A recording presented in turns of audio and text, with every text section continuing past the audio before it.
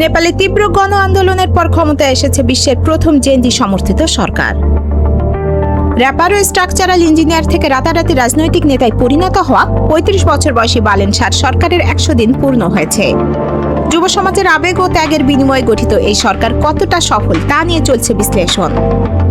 যখন তৎকালীন সরকার সামাজিক যোগাযোগ মাধ্যম নিষিদ্ধের ঘোষণা দেয়, এর প্রতিবাদে যুব সমাজ রাস্তায় নেমে আসে এবং তার পরবর্তীতে দুর্নীতি ও অর্থনৈতিক স্থবিরতার বিরুদ্ধে এক বিশাল গণবিস্ফোরণে রূপ নেয়। আন্দোলনের তীব্রতায় তৎকালীন প্রধানমন্ত্রী কেপি ওলি শর্মা পদত্যাগ করতে বাধ্য হন।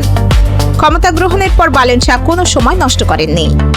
প্রথম পদক্ষেপেই তিনি সাবেক প্রধানমন্ত্রী ও তার স্বরাষ্ট্রমন্ত্রীকে গ্রেপ্তার করেন।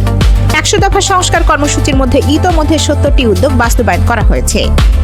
সুশাসন, ডিজিটালাইজেশন এবং অর্থনীতি সচল করতে ১৩ বিলিয়ন মার্কিন ডলারের একটি বিশাল মেগা বাজেটও হাতে নিয়েছে তার সরকার। তবে বালেন শাহের দ্রুত সিদ্ধান্ত গ্রহণের প্রক্রিয়া নিয়ে তৈরি হয়েছে বিতর্ক। পার্লামেন্টকে পাশ কাটিয়ে একের পর এক অধ্যাদেশ জারির কারণে বিরোধীরা একে একনায়কতান্ত্রিক বলে সমালোচনা করছেন।